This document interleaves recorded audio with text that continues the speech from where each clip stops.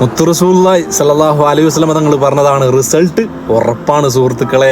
സ്നേഹം അധികരിക്കുക തന്നെ ചെയ്യും. റബ്ബ് സുബ്ഹാനഹു വ തആല തൗഫീക്ക് നൽകട്ടെ. അസ്സലാമു അലൈക്കും വറഹ്മത്തുള്ളാഹി.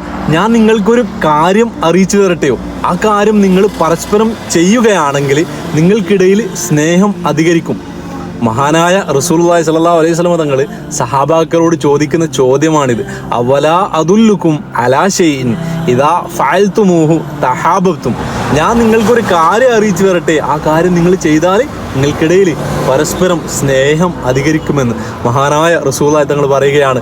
എന്താണ് ആ കാര്യമെന്നല്ലേ? അഫ്ശുസ് സലാമ ബൈനക്കും, സലാമിനെ അസ്സലാമു അലൈക്കും എന്നുള്ളതിനെ വ്യാപിപ്പിക്കാനാണ്. ഭാര്യ ഭർത്താക്കന്മാർക്കിടയിൽ സ്നേഹം വേണോ? അസ്സലാമു അലൈക്കും വറഹ്മത്തുള്ളാഹി. എന്ത് കാര്യം അവർ സംസാരം തുടങ്ങുന്നതിന് മുന്നേ സലാം കൊണ്ട് പരസ്പരം തുടങ്ങുകയാണെങ്കിൽ അവർക്കിടയിൽ അവരറിയാതെ സ്നേഹം അധികരിക്കും.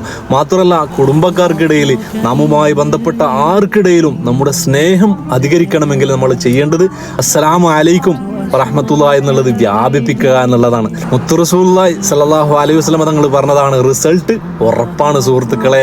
സ്നേഹം അധികരിക്കുക തന്നെ ചെയ്യും. റബ്ബ് സുബ്ഹാനഹു വ തആല തൗഫീക്ക് നൽകട്ടെ. അസ്സലാമു അലൈക്കും വറഹ്മത്തുള്ളാഹി.